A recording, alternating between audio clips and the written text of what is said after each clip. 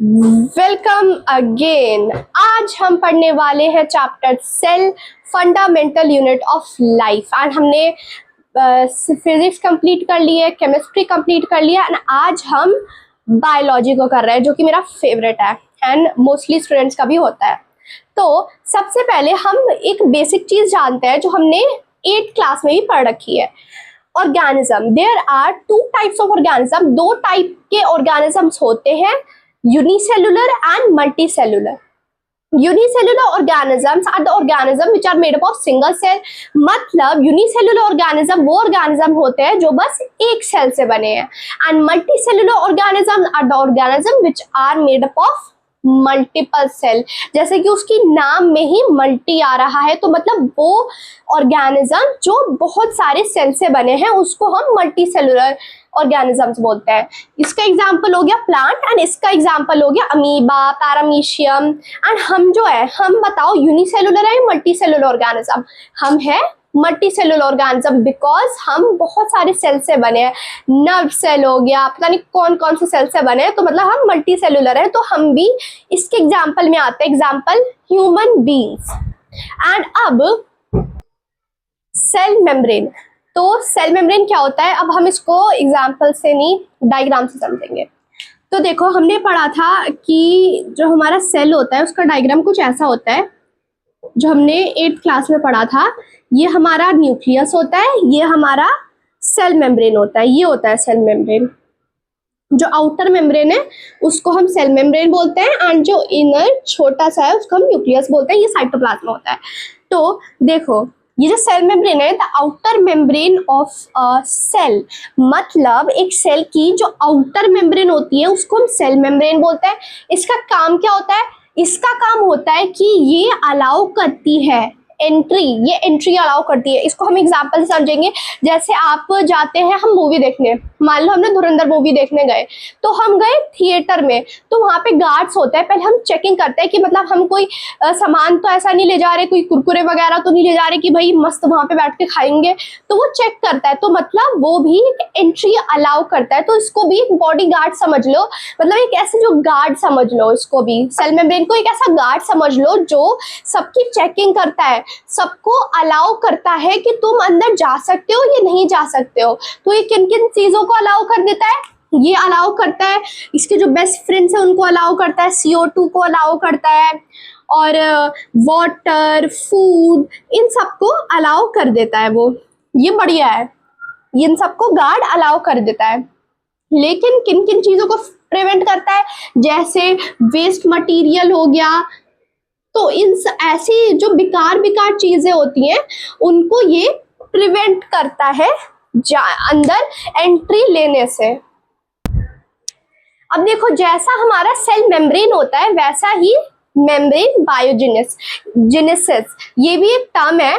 तो ये भी एकदम सेम ही है कि मतलब इसमें the formation of cell membrane through proteins and lipids. मतलब ये जो टर्म है ये हमको बता रही है कि जो हमारा सेल मेम्ब्रेन है, जो हमारी आउटर मेम्ब्रेन है सेल की, वो किस चीज से बनी है?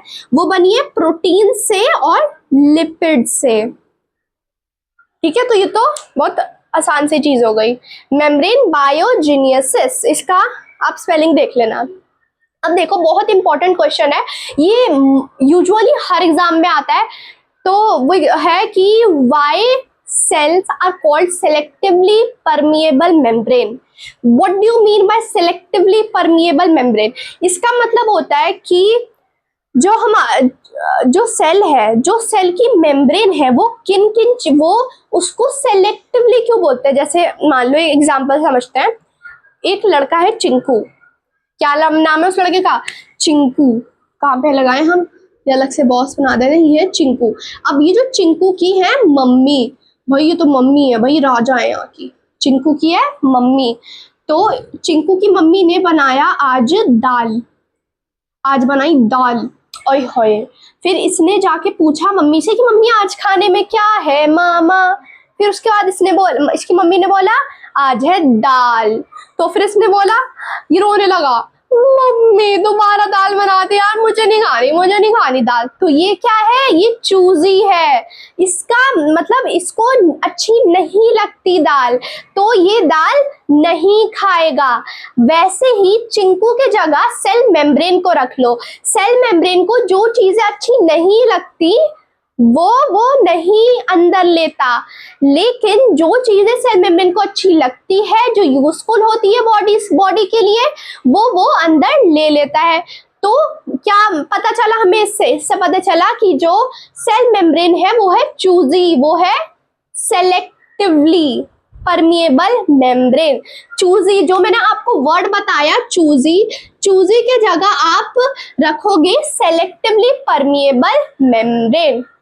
तो इसी एग्जाम्पल से हम समझ गए कि सेलेक्टिवली परमिएबल मेम्ब्रेन क्यों कहा जाता है। इसलिए कहा जाता है क्योंकि बहुत ज्यादा चूजी है वो सेल मेम्ब्रेन, बहुत ज्यादा सेलेक्टिवली परमिएबल मेम्ब्रेन है, क्योंकि वो कुछ चीजों को अलाउ करता है, कुछ चीजों को प्रिवेंट करता है। तो मतलब उसकी मर्जी चलती है, बॉस है वो वहां का।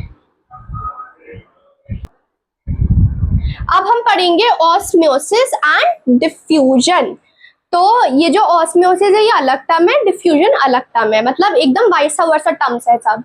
अब देखो ऑस्मियोसिस मतलब, इसको समझते हैं। एक ही सेल है, छोटू सा ये सेल है। अब इस सेल को एक कंटेनर में डाला हमने, कंटेनर में हमने बहुत सारा पानी डाला, इतना पानी डाला कि भाई ये पूरा भर गया। और सेल क्या है, सेल तो है छोटू सा, ठीक है। तो ऑस्मियोसिस से क्या होगा, ये याद रखना कि जो वाटर होता है वो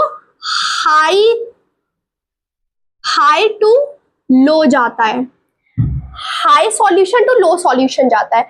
मतलब देखो पानी जो है वो है बहुत ज्यादा, मतलब हाई, और जो सेल है उसके अंदर तो पानी नहीं है, वो तो भाई छोटू सा है, उसके अंदर तो कुछ है भी नहीं, तो वो क्या है, वो है लो। तो हमको पता है कि जो पानी मूव करता है वो हाई से लो मूव करता है, हाई से लो। तो मतलब क्या होएगा, जो पानी होएगा वो इसके अंदर चला जाएगा, सारा नहीं जाएगा बट हाँ थोड़ा चला जाएगा, और उसको स्वेल अप कर देगा, उसको ऐसे बड़ा सा हो जाएगा वो। तो हमने क्या समझा, ये होता है ऑस्मियोसिस। तो ऑस्मियोसिस एक ऐसा प्रोसेस है जिसमें वाटर हाई टू लो जाता है, मतलब जहां पे ज्यादा पानी है उससे कम में जाता है ऑस्मोसिस। एंड अगर आपको इसकी डेफिनेशंस चाहिए, पूरे नोट्स मैंने दे रखे हैं, बस आप कमेंट बॉक्स में कमेंट कर दो, मैं पूरे नोट्स भेज दूंगी, बहुत अच्छे नोट्स हैं। एंड डिफ्यूजन इसका ही वाइस वर्सा है। डिफ्यूजन मतलब कि अगर मान लो ये इस बार हमने पानी जो है बहुत कम डाला, और जो हमारा सेल है वो है बड़ा मोटा सा, तो क्या होएगा, इस बार ये हो गया हाई, इस बार ये हाई हो गया और ये लो हो गया। तो हमको पता है पानी हाई टू लो जाता है, तो इस बार पानी यहां से लो जाएगा, हाई टू लो जाएगा, मतलब पानी इसके अंदर से बाहर चला जाएगा एंड ये श्रिंक हो जाएगा। तो ये वाला जो प्रोसेस है, इस वाले प्रोसेस को बोलते हैं डिफ्यूजन। अब देखो ये हमारे पास 3 टाइप ऑफ सॉल्यूशंस होते हैं, hypotonic solution, hypertonic solution, isotonic solution. अब देखो हाइपोटोनिक सॉल्यूशन क्या होता है, ये है एक कंटेनर, इसमें हमने वही चीज है जो अभी मैंने आपको बताई थी, इसमें हमने बहुत सारा पानी डाल दिया, सेल हमारा लो है, तो क्या होएगा, हमको पता है high water concentration to low water concentration हमारा पानी जाता है। तो यहाँ पे पानी ज्यादा है तो पानी इसके अंदर चला जाएगा, जो हमारा ब्लड सेल है वो स्वेल अप हो जाएगा। एंड आप याद रखना हाइपोटोनिक सॉल्यूशन में हमेशा क्या होता है, हमेशा जो सेल होता है वो स्वेल अप हो जाता है, मतलब वो ऐसे मोटा सा हो जाता है हाइपोटोनिक सॉल्यूशन में।